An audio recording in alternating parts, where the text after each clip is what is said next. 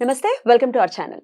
మనకున్నటువంటి అనేక రకమైన సమస్యలు, ఆరోగ్యపరమైన సమస్యలు, మానసిక పరమైనటువంటి సమస్యలు, అలాగే సామాజిక పరమైనటువంటి సమస్యల నుంచి బయటపడటానికి మనలో మనోధైర్యాన్ని పెంపొందించడానికి యోగ ముద్రలు ఎంతో దోహదపడతాయి అని అంటూ ఉంటారు. మరి ఈ యోగ ముద్రల్ని ఎలా మనం ఇన్వైట్ చేసుకోవచ్చు? యోగ ముద్రలు మనకి ఎలా హెల్ప్ చేస్తాయి? అసలు ఎలా వేసుకోవాలి యోగ ముద్రలు? ఈ విషయాల గురించి ఎన్నో ఏళ్ల నుంచి, సుమారుగా 30 ఏళ్ల పైచీలుక ఈ సబ్జెక్ట్ మీద రీసెర్చ్ చేస్తున్నటువంటి ఒక అద్భుతమైనటువంటి వ్యక్తిని ఈరోజు మీకు పరిచయం చేయబోతున్నాను. వారు ఆల్రెడీ సుపరిచితులే. మన ఛానల్ ద్వారా కూడా మీకు ఉపయోగపడేటటువంటి కాంటెంట్ ని అందించాలనే ఉద్దేశంతో వారిని రిక్వెస్ట్ చేయడం జరిగింది. వారు ధరణి ప్రగడ ప్రకాష్ రావు గారు యోగా రీసెర్చ్ లో, అంటే యోగ ముద్రల మీద రీసెర్చ్ లో ఉన్నటువంటి వారు. అలాగే వారి అమ్మాయి ధరణి ప్రగడ దీప్తి గారు యోగా టీచర్ గా ఉన్నారు. చాలా సంవత్సరాల నుంచి ఈ యోగ ముద్రల మీద కూడా ప్రాక్టీస్ చేస్తున్నారు. వారిని ఈరోజు ఇన్వైట్ చేయడం జరిగింది. చాలా అద్భుతమైనటువంటి విషయాలు ఉన్నాయి, టాపిక్స్ ఉన్నాయి. వాటి గురించి ఇప్పుడు మాట్లాడదాం. నమస్తే అండి సార్. నమస్కారం సార్. ఆరోగ్యానికి సంబంధించి ముద్ర ఎలా హెల్ప్ అవుతుందని చాలా సవివరంగా తెలియజేస్తున్నారు. ఒక్కొక్క సమస్యకి ఒక్కొక్క ముద్ర ఉంటుంది, ఇలా ఇలా చేసుకోవాలి అని చెప్తున్నారు. భక్తి టీవీ ప్రేక్షకుల కోసం నేను అడుగుతున్నటువంటి నా ప్రశ్న ఏంటంటే, భగవంతుడి అనుగ్రహం కోసం ముద్రలు ఏమైనా హెల్ప్ అవుతాయా? అంటే మేము పూజలు చేసేస్తున్నామండి, మేము హోమాలు చేసేస్తున్నాం, మేము జపాలు చేయించేసుకుంటున్నాం, మేము రెమెడీలు చేసేస్తున్నాం, మాకు పని అవ్వట్లేదు, భగవంతుడు మా వైపు కన్నెత్తు కూడా చూడట్లేదు అనే వాళ్ళ సంఖ్య అధికంగానే ఉంది వాళ్ళ రేపు. మరి భగవత అనుగ్రహం కోసం ముద్ర హెల్ప్ ఏమైనా మనం తీసుకోవచ్చా? మీరేమంటారు సార్? తీసుకోవచ్చు. ఉన్నాయా? హిందీలో కూడా అంటుంటారు సరదాగా, భగవంతుడు కావాలంటే కనిపించాలంటే కష్టం, మన్నగా దిల్లాగే చోంచు అన్నారు. మనసు పెట్టి వెతికితే దేవుడు కూడా కనబడతాడు. నాకు కనబడలేదు, దేవుడు చూపించంటే ఎక్కడ కనబడతాడు? అది ముందు మనసు పెట్టాలి. అంతేనండి. మనం మనస్ఫూర్తిగా చేస్తేనే అవుతుంది. ఇప్పుడు మన పూజ ముద్రలో కూడా పూజలు చేయనప్పుడు పూజ ముద్ర అనేది పర్టికులర్ భగవంతుడిని ఆహ్వానిస్తాం. అంటే ఇక్కడ అన్నట్టు మన దగ్గరికి వచ్చి ఇక్కడ చేయాలని మనం అప్పుడు దానికి కరముద్రలు చేస్తాం. మా అంగన్యాస ముద్రలు, కరన్యాస ముద్రలు అంటే మనతో ఆ భగవంతుని మనలో కలుపుకున్నట్టుగా. ఇప్పుడు ప్రసాదం పెడతాం, భగవంతుడు పెడతాం నిజంగా అదే అలా అంటాం. అంటే మనం అనుకోవడంలో ఒట్టిగా పెట్టామనిపిస్తుంది,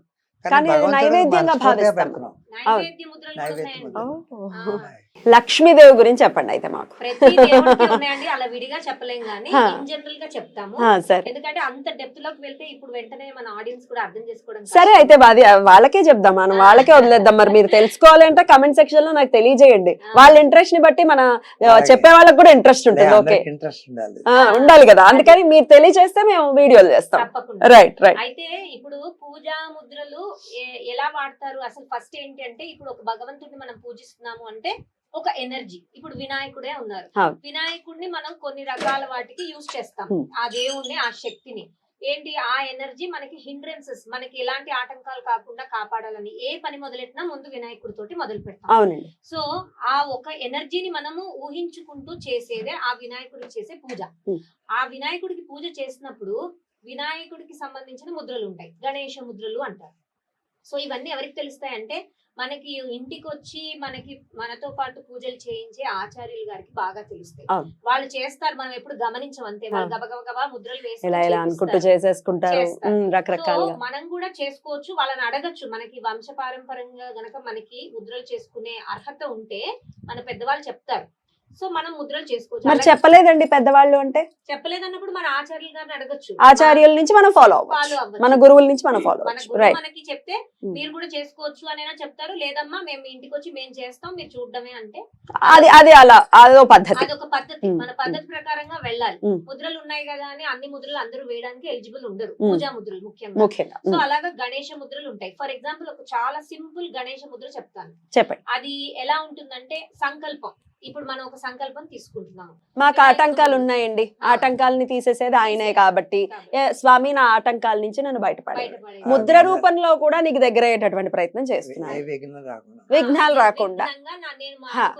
ఎగ్జామ్ కి వెళ్తున్నాను నేను ఎగ్జామ్ చాలా చక్కగా రాయాలి, నాకు అన్ని నేను చదువుకున్నవన్నీ నాకు గుర్తొచ్చి నేను అక్కడ రాయాలి అని దేవుడికి మనం దండం పెట్టుకుని వెళ్తాం. ఆ దండం పెట్టుకునేటప్పుడు ఈ గణేష ముద్ర చేసుకుని వెళ్ళొచ్చు. చూడండి ఎలా చేయాలో. అన్ని వేళ్ళు, 4 వేళ్ళు కొంచెం బెండ్ చేయాలి సి షేప్ లో, కొక్కెన్ లాగా ఒకదానికొకటి తగిలించాలి. బటన్ వేలు కూడా దగ్గర ఉంచండి, బటన్ వేలు కూడా దగ్గర ఉంచి 2 ఇలా పెట్టి కొక్కెన్ లాగా ఒకదానికొకటి తగిలించండి. ఇలా పెట్టి మన ఛాతి దగ్గర పెట్టుకోవచ్చు, పొట్ట దగ్గర పెట్టుకోవచ్చు. కొంచెం సేపు కళ్ళు మూసుకుని మనం అనుకున్న సంకల్పం చేసుకుంటూ ఎన్నిసార్లు చేయొచ్చు అంటే, ఒకసారి సంకల్పం తీసుకుని ఒకసారి ఇలా లాగి అలా వదలాలి. కుడి చేయి కింద ఉండాలండి, ఏ చెయ్యైనా ఎలా అయినా పర్వాలేదు. ఓకే, ఏ చెయ్యైనా కింద పైన ఏం లేదు, మనకి ఏది కన్వీనియంట్ అలా పెట్టుకుని జస్ట్ ఇలా లాగాలి, వదలాలి. నేను లాగినట్టు కూడా తెలియట్లేదు, చూడండి పైకి ఎత్తి చూపిస్తున్నాను మీకు అర్థం కావడానికి. జస్ట్ అలా లాగాను, వదిలాను, లాగాను, వదిలాను. మొత్తం చేతులు దూరం అయిపోకూడదు, అక్కడే ఉండాలి, కానీ జస్ట్ అలా లాగాలి, వదలాలి. ఇలా కొక్కెన్లా పెట్టి ఇలా నేను మీకు అర్థం కావడానికి ఇంత పైకి పెడుతున్నానండి. ఇంత పైకి పెట్టుకోకండి, హాయిగా ఒళ్ళో దగ్గర పెట్టుకొని కూర్చోవాలి. మీరు జస్ట్ లైట్ గా లాగాలి, వదలాలి, లాగాలి, వదలాలి. ఎక్కువ లాగకూడదండి. అర్థం కావడం కోసం మనం ఎక్కువ లాగి చూపిస్తున్నామేమో గానీ జస్ట్ ఇక్కడ ప్రెషర్ ఇవ్వాలన్నమాట. అప్పుడు ఏమవుతుంది, మనకి ఇక్కడ ఛాతి దగ్గర మొత్తం చెస్ట్ దగ్గర హ్యాండ్స్ అన్ని కూడా స్ట్రెంథన్ అవుతాయి. ఇది థెరపీగా కూడా పనిచేస్తుంది. ఇప్పుడు లంగ్స్ రిలేటెడ్ ప్రాబ్లం ఉన్న వాళ్ళకి కూడా మేము సజెస్ట్ చేస్తాం. సో ఇది ఏం చేయాలి, 3 times 3 సార్లు సంకల్పం చెప్పుకోవాలండి. సంకల్పం అనేది మన భాషలో తీసుకోవాలండి. మనం ఏ సంకల్పం తీసుకున్నా మన భాష మన శరీరానికి మన మనసుకి ఇష్టం. సో మన భాషలో సంకల్పం అనుకోవాలంటే ఒక సెంటెన్స్ లాగా ఉంటుంది అది. ఇప్పుడు నాకు ఉద్యోగం రావాలి, అంతే స్వామి ఈ ఆటంకాన్ని తొలగించిన ఆయన నాకు ఉద్యోగం రావాలి అంతే అని ఒకసారి సంకల్పం చేసుకున్న అది తర్వాత 3 సార్లు మినిమం చేయాలి. 3 సార్లు సంకల్పం చేయాలి. ప్రతిసారి చేసిన తర్వాత లాగాలి, వదలాలి, మళ్ళీ అదే సంకల్పం చెప్పాలి. సేమ్ సంకల్పం 3 సార్లు రిపీట్ చేయాలి. ఒక్కసారి లాగుతాం, వదులుతాం, సంకల్పం చెప్పుకుంటాం, మళ్ళీ ఒకసారి లాగుతాం, వదులుతాం. రైట్, అలా 3 సార్లు అయిపోయింది. దాని తర్వాత కొంచెం సేపు దేవుణ్ణి కొంచెం తలుచుకుని రిలాక్స్ అయిపోవచ్చు. ఇది ఎంత బాగా పనిచేస్తుందంటేనండి, మనం తీసుకున్న సంకల్పం ఖచ్చితంగా నెరవేరుతుందండి. అంత పవర్ఫుల్ ముద్ర. సో అలాగా ఒక ఎనర్జీని మనం ప్రే చేయడానికి వాళ్ళకి ఇష్టమైన ముద్రని మనం వేసి చూపిస్తాం అన్నమాట. ఫర్ ఎగ్జాంపుల్ శివుడు ఉన్నారు, శివుడిని మనము ఆయన అనుగ్రహం మనం పొందాలి అనుకున్నప్పుడు శివుడి చేతిలో ఏముంటుంది, త్రిశూలం ఉంటుంది. సో త్రిశూల ముద్ర కూడా ఉంటుంది. అంటే ఒక్కొక్కటి మనం చూపిస్తూ ఉంటాం అనమాట. ఈ పూజా ముద్రలు ఏంటంటే ఎక్కువసేపు ఉండవు, క్షణాలే, జస్ట్ అలా చూపిస్తూ ఉంటాము. లింగ ముద్ర అని, త్రిశూల ముద్ర అని ఇలా గబగబా మారుస్తూ చేస్తారు. అంటే వీఆర్ జస్ట్ థింకింగ్ అబౌట్ వాళ్ళు ఏం చేసేవాళ్ళో ఆ ఎనర్జీస్ మనకి రావడానికి అవన్నీ జస్ట్ ఊహించుకుంటూ ఆ ముద్రలు వేసి వాళ్ళని మనం ప్రసన్నం చేసుకుంటున్నాం అంతే. వాళ్ళని మనం ఆవహించుకుంటున్నాం మనలోకి రమ్మని. అందుకే కరన్యాస అంటారు, అంగన్యాస అంటారు. అంటే మన చేతుల్లోకి మన శరీరంలోకి వాళ్ళని పిలిచి వాళ్ళు యూజ్ చేసిన ఆయుధాలను కూడా మనం చూపిస్తూ చేస్తాం. శివయ్యకి అభిషేకం చేయాలంటే ముందు మనం శివుడు అవ్వాలి అని అంటారు. అయిన తర్వాత మాత్రమే అర్హత వస్తుంది ఆయనకి అభిషేకం చేయడానికి అంటారు. అందుకే పురోహితులు చేసేస్తూ ఉంటారు చాలా అద్భుతంగా. ఇది ఓన్లీ శివుడికే కాదండి, ఏ పూజ చేసినా ఇంక్లూడింగ్ గాయత్రి మంత్రానికి కూడా కరన్యాస చేసుకుని అంగన్యాస చేసుకుని అప్పుడు ముద్రలు కూడా ఉన్నాయండి. గాయత్రికి కూడా ముద్రలు ఉన్నాయి, ప్రతి మంత్రానికి ముద్రలు ఉన్నాయి. మళ్ళీ పూర్వ ముద్రలు అంటారు, ఉత్తర ముద్రలు అంటారు. చాలా పెద్ద సబ్జెక్ట్ అండి.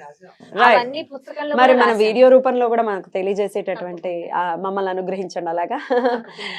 అలాగే ఇప్పుడు వినాయకుడికి సంబంధించి అయితే మనం చెప్పుకున్నాం, ఆటంకాల నుంచి తొలగిపోవటం కోసం వినాయకుడిని చక్కగా ఈ ముద్రతో స్వామివారికి సంకల్పం చేసుకుని చేసుకోవచ్చు. ఎన్ని రోజులు చేయొచ్చు అంటారు దీన్ని? అది ఏ రోజు ఇప్పుడు ఇవాళ మనకి ఎగ్జామ్ ఉందంటే ఇవాళ మనం సంకల్పం చేసుకుని వెళ్ళొచ్చు.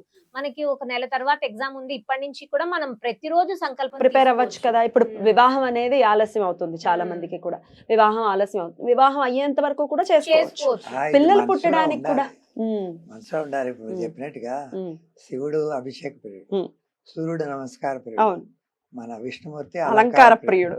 మరి అలా అన్నీ ఉంటాయి కాబట్టి అలాగే ఇది కూడా మీరు ఏదైనా చేయాలన్నప్పుడు దాన్ని మనస్ఫూర్తిగా చేసుకోవాలి. రైట్ రైట్, మనస్ఫూర్తిగానే ఖచ్చితంగా చేసుకుని ముద్రల రూపంలో కూడా స్వామికి దగ్గరయ్యి ఆ వినాయక అనుగ్రహం ఉంటే కలో వినాయక చండి అని అంటారు. వినాయకుడు అనుగ్రహం ఉంటే కలియుగంలో ప్రతిదీ సులభతరమే మనం సాధించుకోవడం. ఫస్ట్ ఆయనే కదా, అందుకే వారి గురించి, అందుకే వినాయకుడితోటే మొదలు పెట్టాము. అలాగే మీరు అడిగిన లక్ష్మీదేవిని ప్రసన్నం చేసుకోవడానికి అని కాదు కానీ ఇన్ జనరల్ గా కాదు కానీ అని అన్నదండి, అది కావాలి జనరల్ గా ఎక్కువ మనీ రిలేటెడ్ ఇష్యూ, ప్రాస్పెరిటీ కోసం కుబేర ముద్ర అని ఉంటుంది. దాని గురించి నెక్స్ట్ వీడియోలో కుబేర ముద్ర గురించి తెలుసుకుందాము. దాన్ని అనుసరించి డెఫినెట్ గా ఈ సమస్యల నుంచి బయటపడదాం. చాలా అద్భుతంగా తెలియజేశారు, కృతజ్ఞతలండి. నమస్కారం.